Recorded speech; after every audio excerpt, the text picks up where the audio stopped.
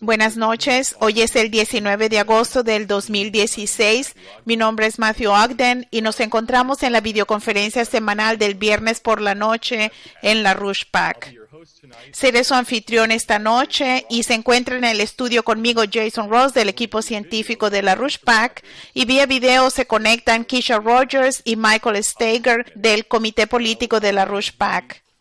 Mientras transmitimos este programa esta noche, el segundo ejemplar, la copia más reciente de la publicación semanal de Hamiltonian, va a la imprenta. Esto inundará las calles de Nueva York después de la circulación del primer ejemplar que publicamos hace 2 semanas. Tanto Keisha Rogers como Michael Steger escribieron artículos que publicamos en la primera plana de The Hamiltonian de esta semana. Michael Steger escribió un artículo que se tituló La Rouge estaba correcto, acabemos con Wall Street ahora. Y Keisha Rogers escribió un artículo muy profundo y bello que se titula Una verdadera cultura humana, una expresión de la mente humana creativa. Y lo que Keisha Rogers aborda en este artículo es la relación interna entre las mentes de Lyndon LaRouche, Albert Einstein y Kraft Erika, y su concepto de qué es verdaderamente la cultura humana. Y con nosotros está Jason Ross, que preparó su presentación de hoy sobre el tema de algunos de los descubrimientos únicos de Albert Einstein. Pero antes de entrar al tema, decidimos iniciar la transmisión de esta noche remontándonos en el tiempo, ahora que estamos al borde de la consolidación de este nuevo sistema eurasiático basado en la idea original del triángulo estratégico de Rusia, China e India, promovido por Lyndon LaRouche y también promovido por el primer ministro Yevgeny Primakov de Rusia en los 90s. Nos encontramos ahora en una situación sin precedentes y yo pienso que es muy claro a la medida que nos acercamos a la reunión del Grupo de los 20 y al Foro Económico de Vladivostok y también a la Asamblea General de las Naciones Unidas que la situación estratégica del planeta ha cambiado totalmente. Y como correctamente lo indica el editorial de la página de la Rouge PAC de hoy día, esta no es solamente una reorientación práctica de las naciones, esto es como hablamos de Einstein hoy en día, ese es como el efecto gravitacional de una idea que plantearon hace casi 20 años Lyndon y Helga LaRouche. Ahora, el video que van a ver es un corto extracto de un discurso que el señor LaRouche dio en un foro en Washington, D.C. en 1997, junto con la publicación de la primera edición del informe especial del Executive Intelligence Review sobre el tema del puente terrestre eurasiático. Esta presentación se hizo como parte de una serie de conferencias sobre el desarrollo que llevamos a cabo en Washington, D.C. en 1996, 1997 y 1998. Y creo que lo que verán en este video es el hecho de que fueron las órdenes de marcha de Lyndon LaRouche. Fue su visión creativa de cuál iba a ser el papel de China con la nueva ruta de la seda y también el papel que Rusia iba a jugar en remodelar la geometría estratégica del mundo. Este es un corto extracto de ese discurso de 1997.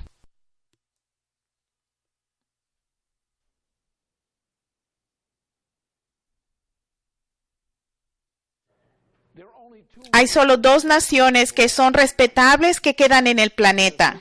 Esto es, naciones de poder respetable. Esto es Estados Unidos, particularmente Estados Unidos, pero no la representada por el Congreso, sino por el presidente. Es la identidad de los Estados Unidos, que es un poder político, no alguna concatenación de sus partes. Estados Unidos es representado hoy en día solo por su presidente como una institución política. El Congreso no representa a Estados Unidos. Ellos no están seguros a quién representan, dado que no han visitado a sus votantes recientemente. El presidente es institucionalmente la encarnación de los Estados Unidos en relaciones internacionales. El Departamento de Estado no puede hacer eso, el Departamento de Justicia no puede hacer eso, ningún otro departamento puede hacerlo. Solo el presidente de los Estados Unidos, bajo nuestra Constitución, puede representar a Estados Unidos como una entidad, toda su personalidad, todos sus intereses, a todo su pueblo. Ahora, hay solo otra potencia en este planeta que puede ser insolente como tal hacia otras potencias, y esa es la República de China. China está dedicada actualmente a un gran proyecto de construcción de infraestructura, al cual mi esposa y otros se han dedicado de manera continua por varios años. Hay una gran reforma en China. Es una reforma conflictiva. Están tratando de resolver un problema. Eso no significa que no hay un problema, pero están tratando de resolverlo. Por lo tanto, si Estados Unidos o el presidente de Estados Unidos y China participan en promover ese proyecto, algunas veces llamado el proyecto de la Ruta de la Seda, otras veces el proyecto del puente terrestre. Si ese proyecto de corredores de desarrollo a través de Eurasia hacia África, hacia Norteamérica, se extiende, ese proyecto es suficiente trabajo para que todo el planeta entre en una recuperación económica. Y voy a adentrarme un poco en eso para hacerlo más tangiblemente concreto. Ahora, China ha tenido una cooperación con el gobierno de Irán por algún tiempo. Irán efectivamente ha completado un número de conexiones ferroviarias que son una extensión del proyecto del puente terrestre de China o del proyecto de la Ruta de la Seda. Más recientemente hemos tenido por parte de India, del liderazgo de India, que se ha reunido con los representantes de China para desarrollar una ruta inicial de las rutas terrestres del programa del puente terrestre. Una va hacia Kunming en China. Yo estuve en esa zona en Chisinau durante parte de la Segunda Guerra Mundial, cuando estábamos en Chisinau y teníamos aviones que volaban hacia Kunming sobre la joroba, como decíamos en esos días. Estoy muy familiarizado con esa zona, pero si se tienen conexiones de agua, conexiones de canales, conexiones ferroviarias de Kunming hacia Chisinau, esa zona a través de Bangladesh hacia India, hacia Pakistán, hacia Irán, hacia la zona justo al norte de Teherán, al sur del Mar Caspio. Se conecta con el Medio Oriente, se conecta con Asia Central, se conecta con Turquía y se conecta con Europa. Luego tenemos la ruta norteña, que es prácticamente la ruta del tren transiberiano, que se construyó bajo influencia estadounidense y con asesoramiento estadounidense a Rusia. Tenemos la ruta media, que se está desarrollando en Asia Central, con China e Irán. Irán está trabajando en un plan que comprende solo unos cuantos cientos de kilómetros de trenes que se agregarán, aunque hay muchas otras mejoras a lo largo del camino que vincularían la zona al norte de Teherán a través de Pakistán, hacia India, hacia Bangladesh, hacia Myanmar, hacia Kunming, hacia Tailandia, hacia Vietnam, a través de Malasia y Singapur, a través del estrecho y a través de un gran puente hacia Indonesia. También hay un plan para el desarrollo de un vínculo ferroviario a través de lo que era el norte de Siberia hacia el estrecho de Bering, hacia Alaska y hacia el sur, hacia los Estados Unidos. Hay un enlace al Medio Oriente. Hay varios enlaces de Europa, también de China, pero de China. Un enlace del Medio Oriente hacia Egipto, hacia todo África. Así que lo que tenemos aquí es un conjunto de proyectos que no solo son proyectos de transporte, como el tren transcontinental en los Estados Unidos, que es el precedente para esta idea, remontándose a final de los 1860 y 1870. Pero se tienen corredores de desarrollo donde se desarrolla una zona de 50-70 kilómetros en cada lado de la red ferroviaria, tu oleoducto, etcétera. Se desarrolla esta área con industria, con minería, con este tipo de cosas, que es la forma en que se paga por esta red de transporte. Debido a la abundante actividad económica cada cuantos kilómetros de distancia a lo largo de esta conexión, hay algo que se está haciendo, alguna actividad económica, la gente trabaja, la gente construye cosas, la gente hace cosas para transformar a este planeta con grandes proyectos de construcción de infraestructura infraestructura que nos dará las grandes industrias, las nuevas industrias, la nueva agricultura y las otras cosas que necesitamos desesperadamente. No hay necesidad para que nadie en este planeta que quiera trabajar no tenga trabajo. Es así de simple. Y ese proyecto es el medio. Si las naciones que están ahora de acuerdo con China, que ahora incluye a Rusia, Irán, India y otras naciones, si se comprometen a ese proyecto como lo han hecho cada día, si Estados Unidos, esto es, el presidente de Estados Unidos, Clinton, sigue apoyando ese esfuerzo como lo ha hecho, por lo menos políticamente, entonces, ¿qué tenemos? Tenemos a Estados Unidos y a China y a un grupo de otros países aliados en contra de la mayor potencia en este planeta, que es el Imperio Británico, llamado la Mancomunidad Británica. Ese es el enemigo. Y si un día soleado, un domingo por la mañana después de una reunión del fin de semana, el presidente de los Estados Unidos, el presidente de China y un grupo de otras personas dicen, hemos determinado este fin de semana que en base a lo que nuestros asesores y los hechos, que el sistema financiero internacional y monetario está en quiebra sin esperanza. Y nosotros, dada nuestra responsabilidad como jefes de Estado, debemos poner a estas instituciones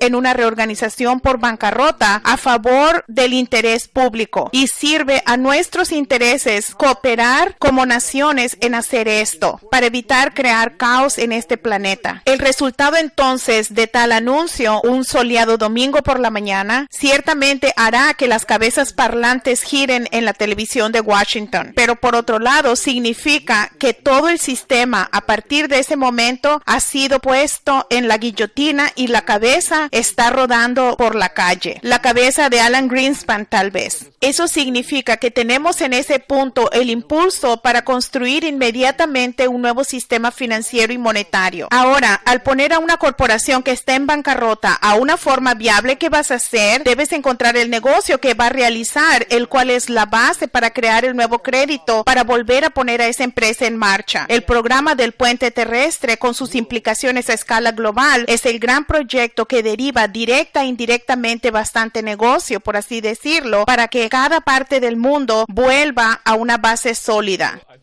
Como pueden ver, este es un discurso muy profético y de hecho fue la intervención activa de Lyndon LaRouche, sus viajes a Rusia, su esposa viajó a China en este periodo, la publicación del informe especial de la EIR sobre el puente terrestre eurasiático, lo cual determinó la situación actual en la que nos encontramos. Una cosa que es interesante señalar en esos mapas que ustedes ven, en ese momento muchas de esas rutas ferroviarias y otras rutas de oleoductos eran solo propuestas, pero muchas de ellas actualmente están en proceso de ser construidas. Y pienso que es claro, 20 años después, ese es el sistema emergente dominante del planeta. Al mismo tiempo, el sistema transatlántico está en un modo de explosión completa. Tenemos la implosión venidera de billones de dólares de la deuda morosa y de los riesgos de los derivados que se proyectan a cada banco principal en todo el sistema transatlántico. Mientras tanto, durante los preparativos de la cumbre del Grupo de los 20 y la Asamblea General de las Naciones Unidas, tenemos el papel que especialmente el presidente Putin juega en consolidar una serie de alianzas, especialmente entre Rusia, China e India, pero también esta alianza emergente entre Rusia y Turquía y muy importantemente la alianza fortalecida entre Rusia e Irán, donde Rusia ahora está usando las bases en Irán como un punto de partida para los aviones de combate que vayan y luchen contra el ISIS en Siria. Putin, que tiene el honor de ser el invitado principal en la próxima cumbre del Grupo de los 20 en China, ciertamente está al centro de todo esto. Y su carrera y la carrera del señor LaRouche en los últimos 20 años, desde este discurso que dio en Washington, han estado en paralelo. Yo pienso que con eso abrimos la discusión, con esto como base.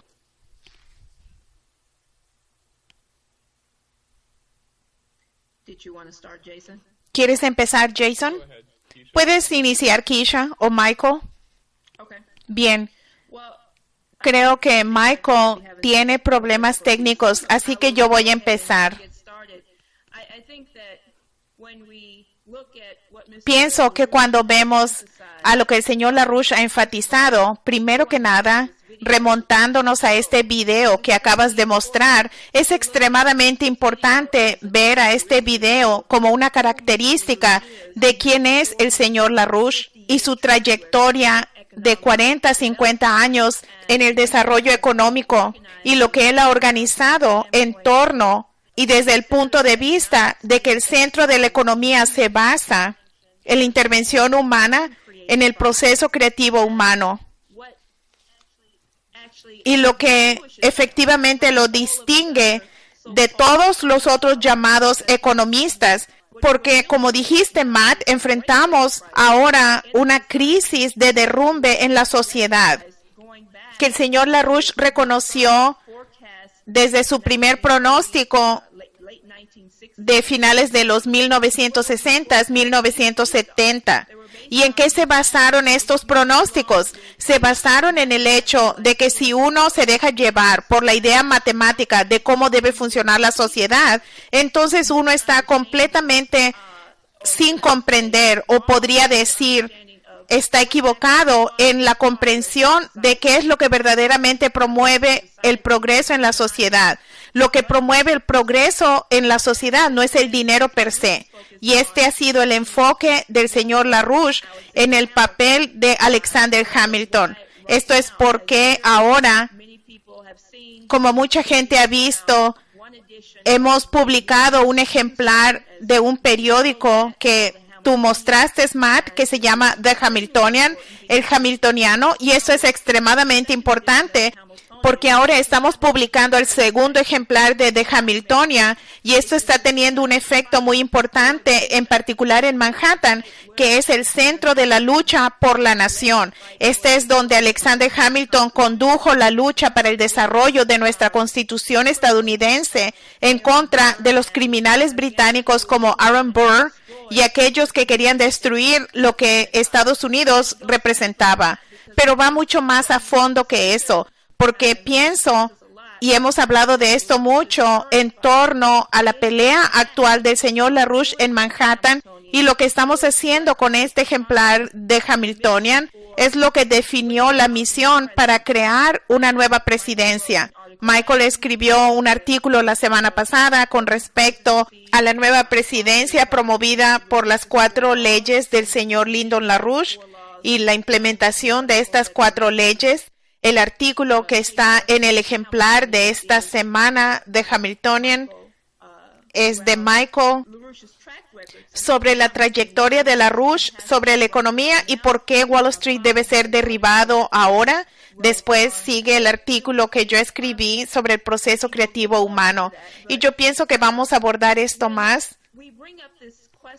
Cuando abordamos la cuestión de un nuevo paradigma para la humanidad y la identidad del renacimiento, parte de esto en la mayoría de las mentes de la gente, debido a la sociedad y la cultura en la que vivimos, es un poco superficial y se basa en la idea de que el renacimiento tiene un significado diferente.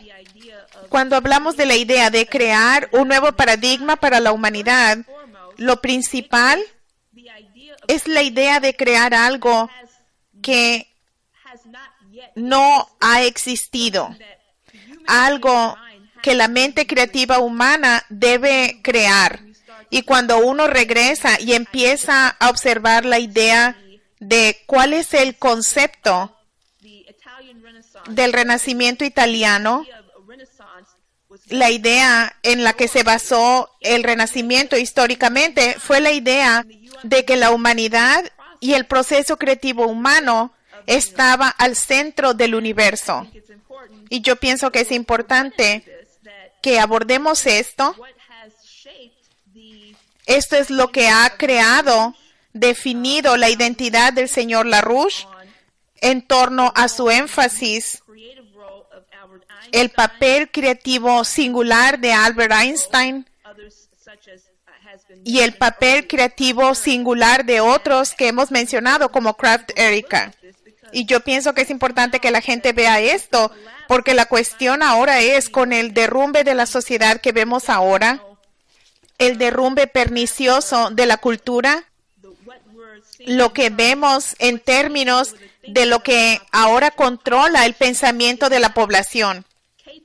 La población no es capaz de tomar decisiones como seres humanos. Toman decisiones basados en lo que alguien les dice que es posible o no es posible. Y yo pienso que ese es el problema que estamos encontrando. ¿Cómo puedes decir que tienes la capacidad de tomar decisiones como un ciudadano libre cuando las decisiones que tomas se basan en lo que piensas que es posible y han sido determinadas como un conjunto de posibilidades precedentes que ya son un factor determinante de lo que puede o no puede pasar? Así que es importante ver esto cuando la gente piensa sobre este proceso electoral de mente. En lugar de pensar qué es lo que va a crear el futuro, ¿es algo que le va a pasar a uno o es algo que uno va a hacer que exista? Y eso es lo que el señor LaRouche se ha enfocado completamente. La población tiene que tener un sentido de que uno es responsable por el futuro. Uno debe hacer que eso que no existe exista, basado en la comprensión de que los seres humanos no son animales y no tenemos que dejarnos llevar con la locura de lo que nos dicen que tenemos que aceptar. Voy a empezar con esas declaraciones por ahora para que ustedes continúen con más. Ahora tenemos a Michael con nosotros, tal vez podamos escuchar de él.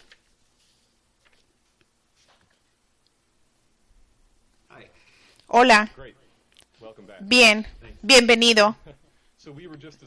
Estábamos hablando sobre las implicaciones de regresar y mirar este video del discurso del señor LaRouche de 1997, y yo creo que tú dijiste sobre cuándo dio ese discurso y lo que sucedió inmediatamente después.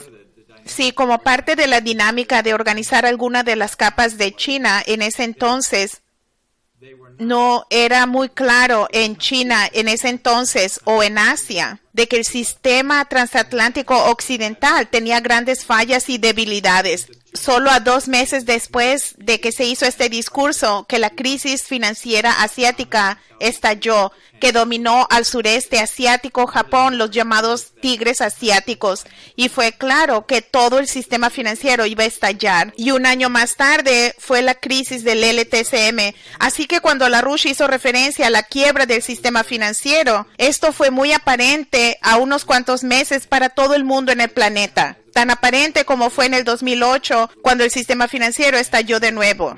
Como indicamos en el artículo en el nuevo Hamiltonian, el nivel de la locura que ahora predomina 20 años más tarde crea claramente el mayor derrumbe financiero en la historia moderna. Ese es el tipo de crisis financiera solo comparable tal vez a la explosión en Italia en el 1300, que trajo la edad de las tinieblas a Europa. Pero lo que es sorprendente es cuánto estas naciones como China, esto es impresionante, y esto tal vez ya se ha declarado, pero el contexto de China e India, que colaboran en las principales rutas, es un proceso diplomático hoy. Es más serio de lo que podemos imaginar, sin contar con la integración de países como Irán, Turquía. Todos estos aspectos son algo que Lyndon LaRouche planteó hace 20 años y están en un esfuerzo de colaboración aún mayor entre estas naciones, que es un testamento al poder de las ideas y cómo pueden crear la historia en momentos de crisis, como lo vimos en el 97 y lo que vemos hoy día. Pienso que algo que es muy claro al mirar al papel del señor LaRouche en medio de todo esto es su énfasis en la misión que debe unir a las naciones. En otras palabras, esto no es la geopolítica en un sentido cínico. Esto se basa en torno al concepto de cuál es la especie humana, qué es la verdadera ganancia, cómo creamos un futuro para una población que crece y cómo establecemos el tipo de optimismo que la humanidad tiene un futuro por el cual las generaciones actuales pueden trabajar. Se ha señalado, y yo pienso mucho de lo que vemos ahora no es solo la proyección del pasado al presente, pero es una reflexión de una intención futura. Uno puede ver a lo que China está haciendo, por ejemplo, en términos de su programa espacial. El hecho de que a 2 años, a partir de ahora, vamos a tener una sonda espacial china que va a llegar a donde el hombre nunca ha ido, a la cara oculta de la luna, a descubrir cosas que tal vez no sabemos, que son preguntas en términos de la relación del hombre con el universo. Cuando hablamos estas preguntas con el señor LaRouche ayer, él dijo algo que quisiera citar textualmente, que yo pienso que nos da la base para continuar esta discusión. Lo que el señor LaRouche dijo fue lo siguiente: la humanidad no se basa en las limitaciones del comportamiento individual humano, pero de hecho el hombre como una especie se basa en los poderes individuales de la mente humana de ir más allá de lo que la humanidad había concebido antes, dándole a la humanidad un poder sobre el universo mayor de cualquier cosa que se haya logrado antes. Y hemos enfatizado mucho la personalidad de Albert Einstein, pero ¿por cuál razón? Por la razón de que Albert Einstein es un ejemplo de exactamente este tipo de característica individual revolucionaria de genio, que el genio toma lo que se creía antes, hasta ese momento, y lo pone en duda y derroca los principales aspectos de lo que la humanidad había creído y había practicado hasta ese momento, y revoluciona la comprensión de la humanidad, del universo y de sí mismo. Yo pienso que ese es un tipo de ventana del por qué el énfasis en Albert Einstein en este momento. Parte de esto es difícil hablar a nombre de LaRouche. Él tiene oportunidades de hablar por sí mismo en este programa y lo va a seguir haciendo. El ejemplo de Einstein como un verdadero hombre, un verdadero ser humano. Lo que es ser una persona que es esencial por un par de razones. Una, si se piensa sobre el papel de LaRouche en la historia y los avances económicos que ha hecho por varias décadas, y ven el valor que tuvo para mantenerse firme en lo que él sabía que era correcto, a pesar de la oposición que tuvo, a pesar de lo que fue efectivamente una sentencia de vida en la cárcel, y no hacer tratos al enfrentar esto, una trayectoria de pronóstico económico sin paralelo y propuestas de políticas que ahora, como escucharon en ese video, están tomando lugar con la propagación en el mundo del programa de China de una franja, una ruta. En términos de cómo Einstein cabe en esto, quiero abordar algo que Keisha presentó sobre la opinión pública, porque cómo uno tiene libertad de pensamiento, cómo uno puede ser un ciudadano libre pensador, cómo uno puede llegar a conclusiones que son de uno mismo en lugar de que sean en base a su popularidad, o si tú piensas que otras personas están pensando eso, o si piensas de que debe parecer que piensas eso para avanzar de alguna manera. Hay una norma de si algo es verdadero o no. Sí, sí lo hay, y desafortunadamente y de forma deliberada, eso no es parte de nuestra cultura o de la educación ahora mismo. Así que LaRouche ha enfatizado que la comprensión general sobre Einstein es falsa, es equivocada. La imagen de la mayoría de la gente de Einstein como una persona, su trabajo en cierto grado, no es verdad, y debemos cambiar esto para plantear cuál fue su enfoque con respecto al universo, a la humanidad, a la vida. Y eso es lo que era importante, hacer posible para él los logros científicos que él hizo, porque fue una persona total. Él fue todo un ser humano, incluyendo su papel con el violín, algo que LaRouche ha hecho referencia en varias ocasiones. Hoy día quiero abordar varias cosas de una manera breve. Vamos a tener el programa del nuevo paradigma este próximo miércoles después de una pausa de un periodo, y vamos a tener un poco más de tiempo para adentrarnos en esto, pero vamos a abordar 3 cosas. Primero, algunos pensamientos de Einstein, citas de Einstein, de cómo pensaba sobre cosas más allá de su trabajo científico también.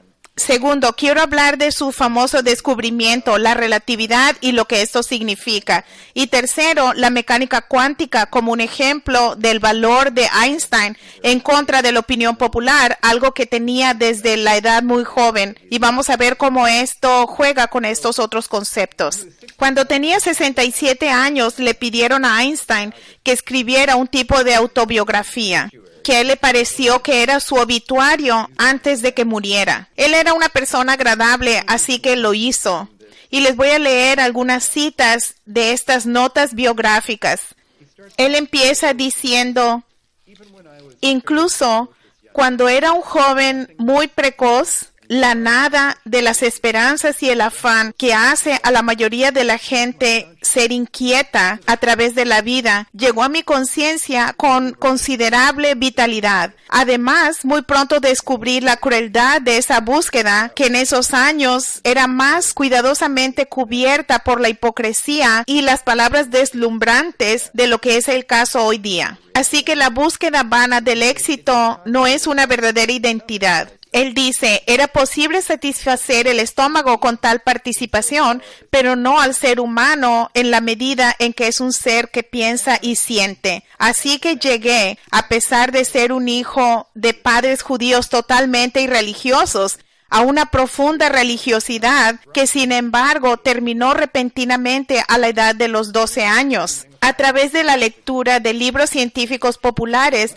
pronto llegué a la conclusión de que muchas de las historias de la Biblia no podían ser verdaderas. La consecuencia fue un pensamiento libre positivamente fanático, acompañado con la impresión de que la juventud intencionalmente era engañada por el Estado. Era una impresión aplastante. De esta experiencia surgió el tener sospecha de todo tipo de autoridad, una actitud escéptica a las convicciones que existen en cualquier tipo de ambiente social específico, una actitud que nunca me ha abandonado. Esto no es la opinión popular. Él escribió, la contemplación del gran mundo, el gran enigma del universo que nos rodea, es para él la meta correcta de la vida. Y al considerarlas, uno se libera realmente de las cosas que son simplemente personales o insignificantes.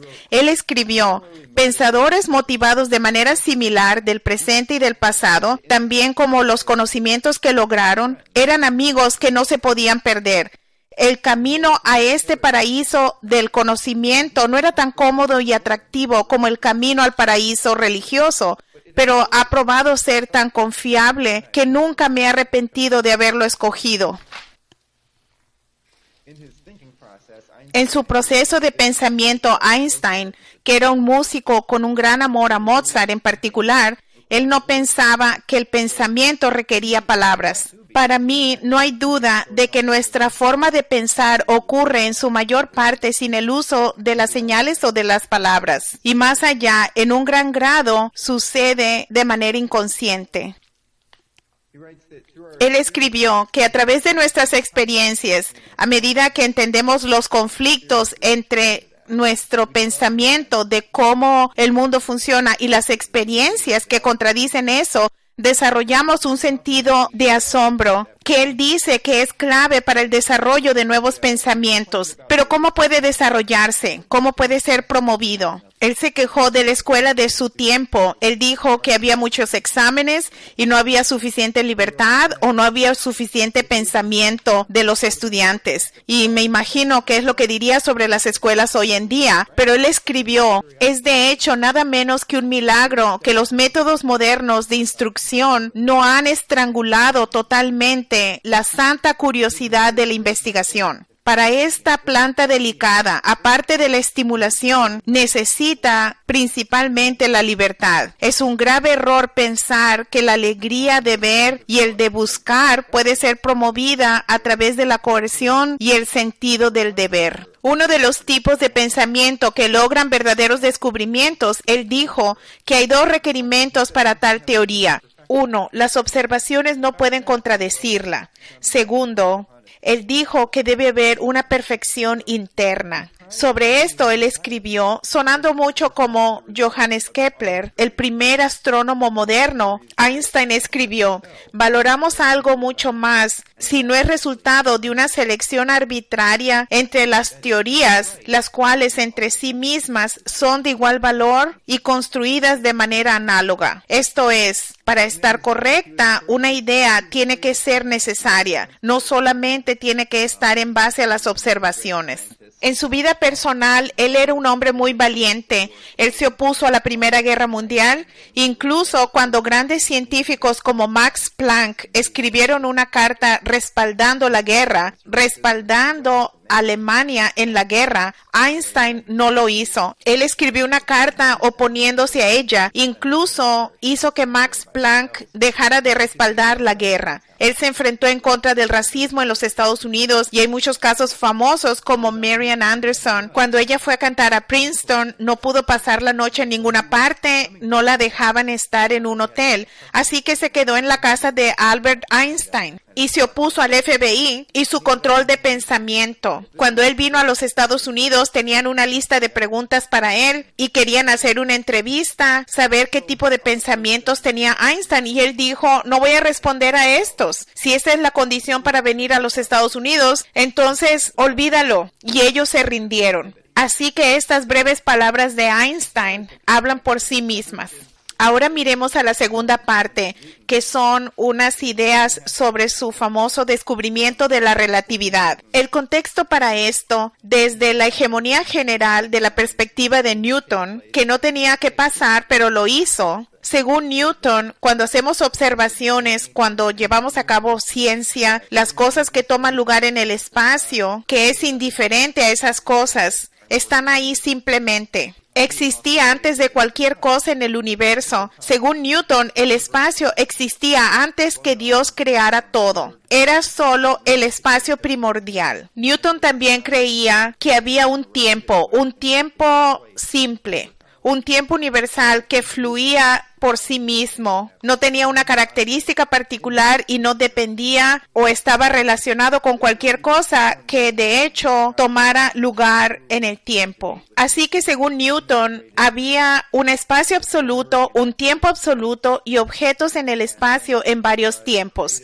Leibniz ya había demostrado que esto estaba equivocado, quien en un debate con Newton demostró que requerir un espacio absoluto y luego decir que Dios creó todo en alguna parte de ese espacio en lugar de en alguna otra parte sería una decisión sin ninguna buena razón. Y que Dios no podía haber hecho algo así. Todo en el universo tiene una razón de ser. Y que por lo tanto no podía ser este espacio en primer lugar. Newton usó el mismo ejemplo para decir que eso muestra qué tan poderoso Dios es, porque Dios puede hacer lo que quiere. Así que él puso al universo en alguna parte. De todas formas, Leibniz ya había demostrado que esta idea newtoniana era incorrecta, pero Newton ganó hegemonía.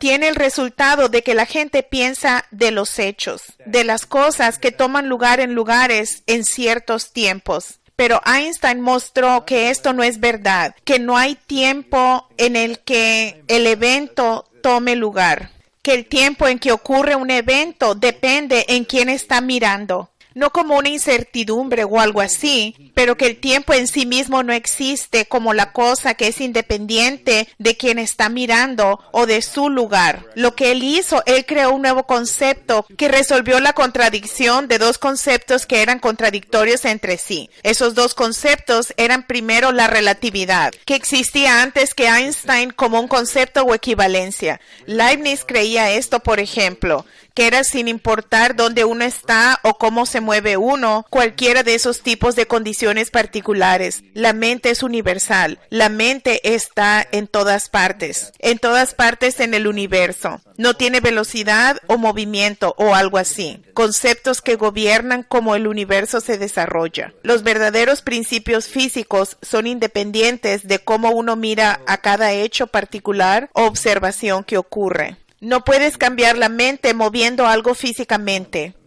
Habrá más sobre esto en un minuto.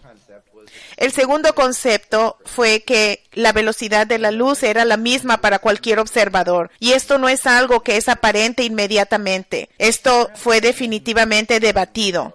Para contrastar esto, imagínese si estás manejando en una carretera y hay un carro junto que está moviéndose a una velocidad similar. Para ti parece que el carro verdaderamente no se mueve. Para el peatón, el carro se mueve a cualquier velocidad en que uno maneja. La luz es diferente a un carro que se mueve, donde uno puede alcanzar con su velocidad para hacer que parezca que está detenido. Para la luz, no importa cómo uno se mueve, los haces de luz parecen moverse a la velocidad de la luz. Así que estos dos conceptos no pueden ir juntos. No se puede tener la relatividad y la velocidad constante de la luz si se tiene un tiempo y un espacio. En lugar, lo que Einstein dijo es que el tiempo entre los eventos o la distancia entre los lugares puede efectivamente ser diferente basado en cómo uno los mira. Así que el simplemente estar en movimiento no es perceptible excepto a altas velocidades, pero simplemente estar en movimiento cambia las distancias de todo en torno a uno, el tiempo entre los eventos que toman lugar. Solo voy a describir brevemente un ejemplo de esto.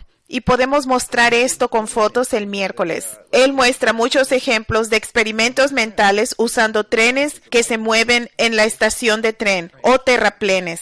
Él da un ejemplo que es, digamos que un tren se está moviendo, alguien en la tierra ve que relámpagos golpean en ambos lados del tren al mismo tiempo. Para ellos decir al mismo tiempo lo que significa si uno está en el medio. La luz de esos dos relámpagos le llega a uno al mismo tiempo. Uno dice, estoy en medio entre estos dos puntos, por lo tanto, debieron haber sucedido al mismo tiempo y luego le tomó a la luz un poco de tiempo para que yo lo viera. Pero uno también reconoce que si alguien en el tren iba a ver esos mismos dos relámpagos, que para uno ocurrieron simultáneamente a medida que el tren se movía y uno imaginaba a la luz moviéndose en una velocidad constante desde el punto de vista de uno. La luz que estaba al frente del tren iba a ser observada primero por alguien que estaba en medio del tren. Alguien en ese tren diría que esos relámpagos no ocurrieron al mismo tiempo, uno siguió al otro. Lo que esto significa es que no hay simultaneidad, no hay una capacidad de decir que algo tomó lugar a cierto tiempo. El tiempo ahora depende de quien lo está mirando, no hay simultaneidad. Entonces no hay nada instantáneo que pueda ocurrir en el universo, porque no hay un instante para que cualquier cosa ocurra instantáneamente.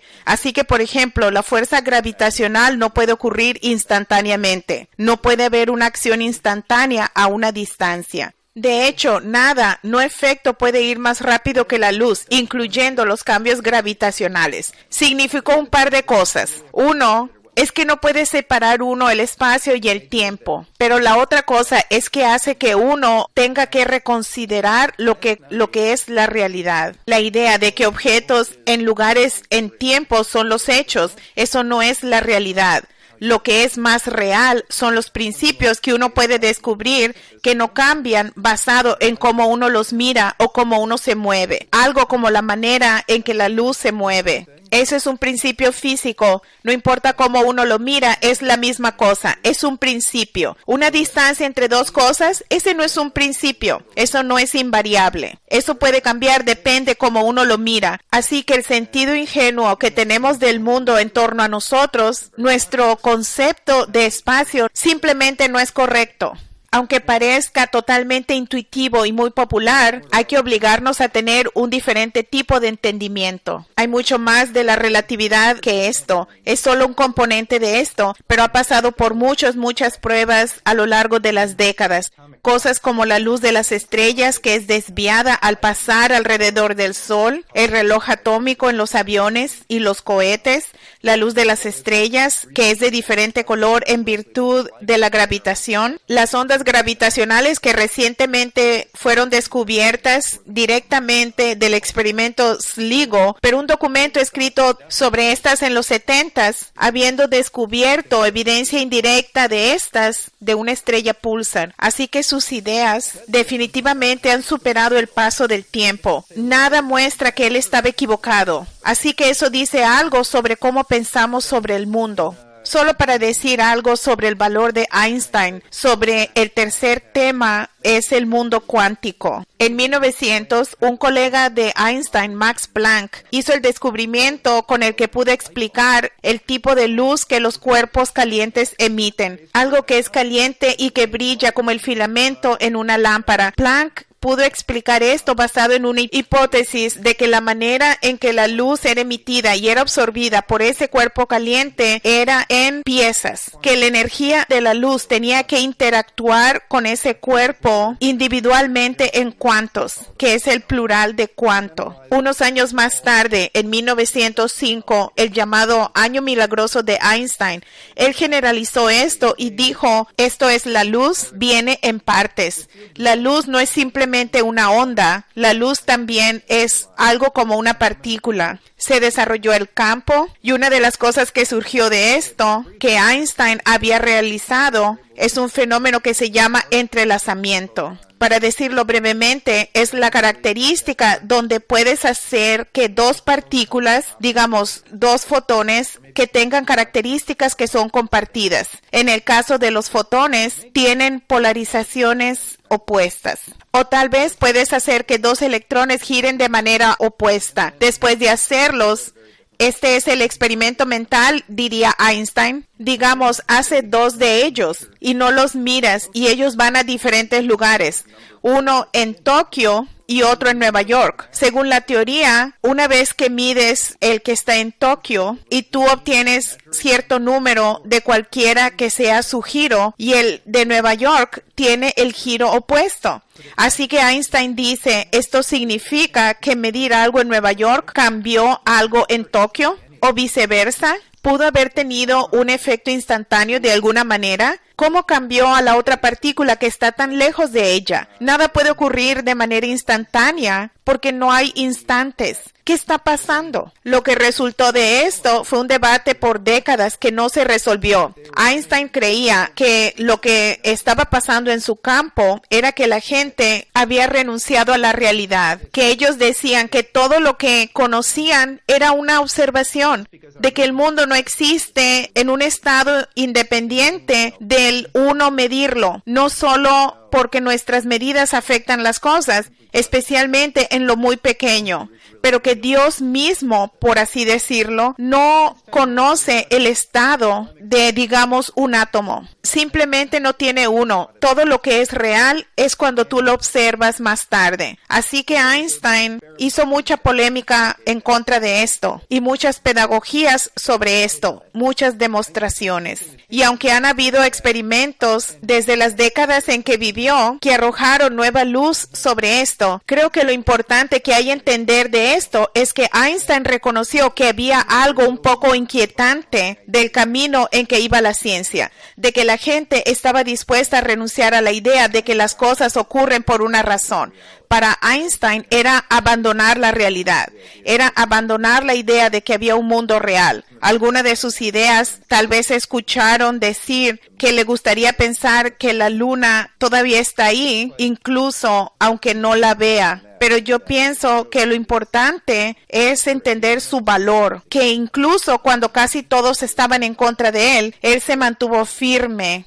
Para concluir sobre este tema y tener una reflexión de esto, es un milagro que constantemente no es apreciado, que nuestras mentes pueden entender al universo de una manera que nos da poder sobre él, que a diferencia de un koala o un saltamontes, no pueden usar su entendimiento de la naturaleza para cambiar su relación con esta, para transformar su especie.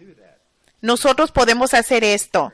Hay algo coherente entre la forma en que nuestras mentes comprenden el mundo que nos rodea a través de nuestros pensamientos, de nuestros conceptos. Hay una armonía entre esos conceptos y la manera en que opera el universo que nos da acceso para poder actuar en base a esos principios para crear nuevos estados de existencia. Y es la base de la economía. Así que además de necesitar una transformación radical y mejoramiento en la cultura, A la gente le gusta pensar de que tiene mucho conocimiento científico estos días porque son dueños de un smartphone y que saben algo sobre la ciencia. O dicen que todo el mundo sabe que hay calentamiento global y solo la gente que no es científica está en desacuerdo con eso. Esa no es una base de conocer nada. Hay mucho espacio para un mejoramiento dramático, un verdadero renacimiento de tomar la identidad de Einstein como un ejemplo y verdaderamente desarrollar una visión fresca y poderosa de la ciencia para resolver muchos de los problemas que enfrentamos en este momento, que sin un enfoque diferente tal vez jamás se resuelvan. Así que este es un inicio muy inadecuado sobre Einstein. Pero es un trabajo que tenemos que hacer, es entender quién es este hombre, qué podemos aprender de su enfoque. Y yo pienso que vamos a escuchar más de LaRouche y sus ideas sobre cómo él ve su importancia como un individuo para nosotros hoy día.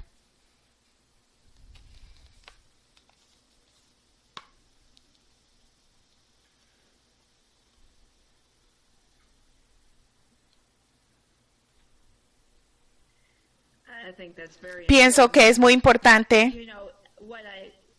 Lo que pienso que es importante es volver en términos al papel de LaRouche y lo que él dijo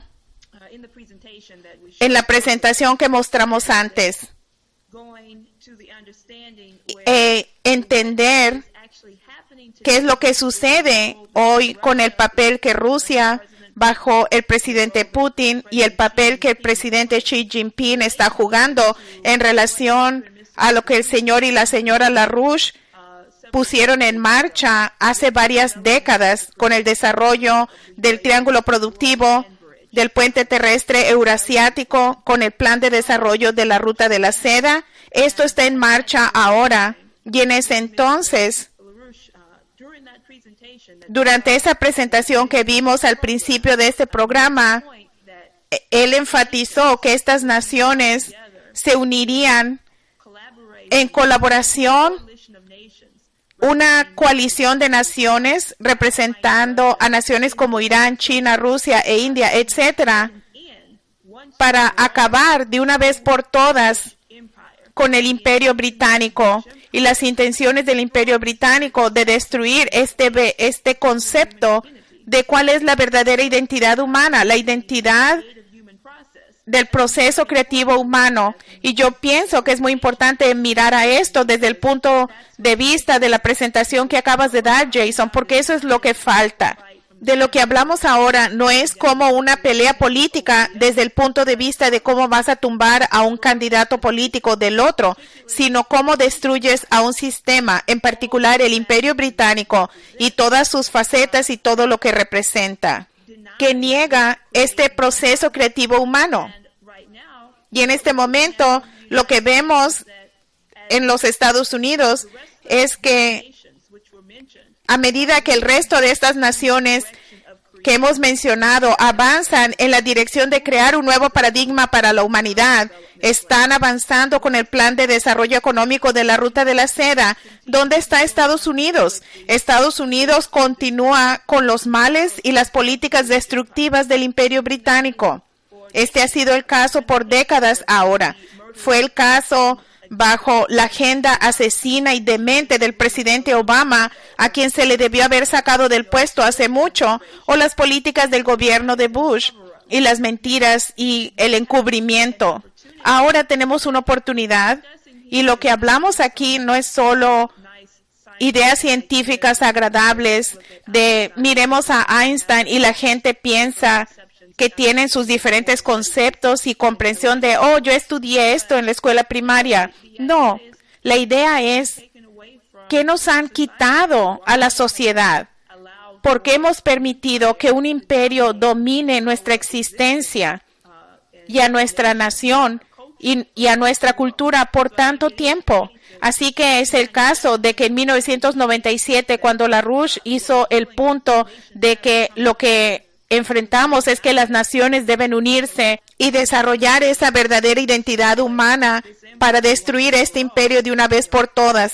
Y es para eso, para lo que vamos a usar a Einstein. quería hacer este punto.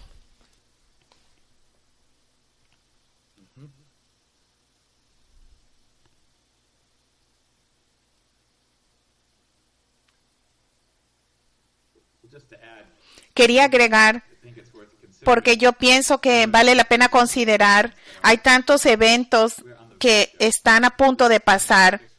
Estas próximas 6 semanas tienen tal naturaleza dramática que hemos visto cierta parte de esto en términos del esfuerzo consolidado para acabar con este imperio británico, lo cual fue el énfasis de LaRouche en 1997.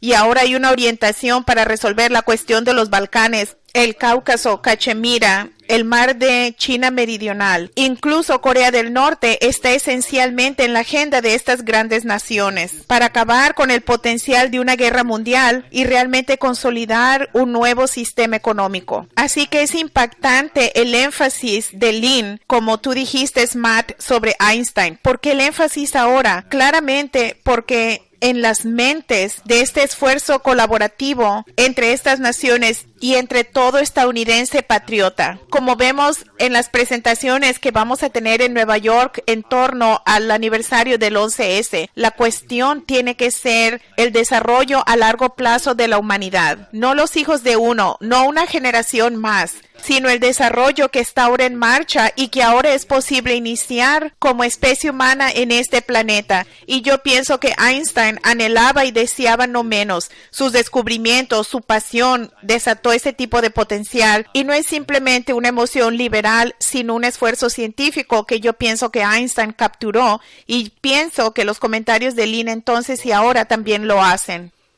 Yo pienso que con mucha confianza podemos avanzar y entender que los acontecimientos de cambio de era que están ocurriendo en torno a nosotros son cosas que el señor y la señora LaRouche han estado envueltos por décadas, literalmente, y ellos están participando en la historia hasta este momento.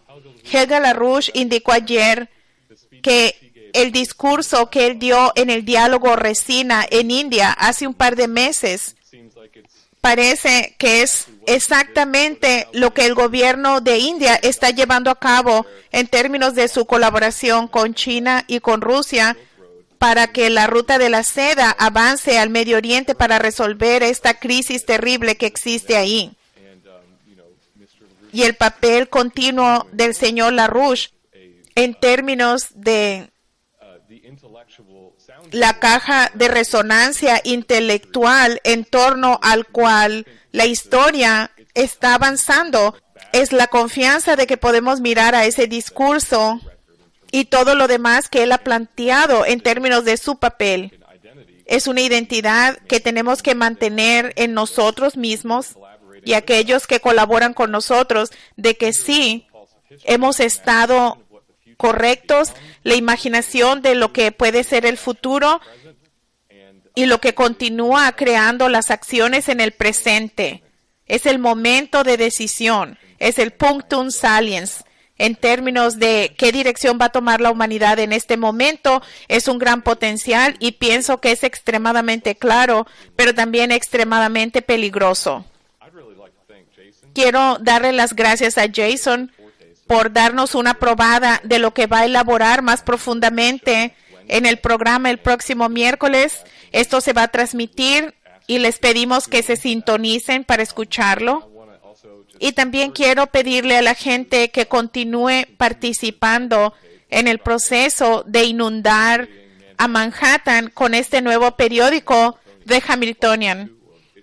Ese es el segundo ejemplar y continúa siendo el centro de nuestra intervención para crear a Estados Unidos y responder a la pregunta que hizo Keisha, ¿por qué Estados Unidos todavía no es parte de esta dinámica emergente en el planeta y lo que debe hacerse para que esto ocurra? Con esto, muchas gracias por acompañarnos y les pido que se mantengan sintonizados a larouchepac.com y nos veremos la próxima semana.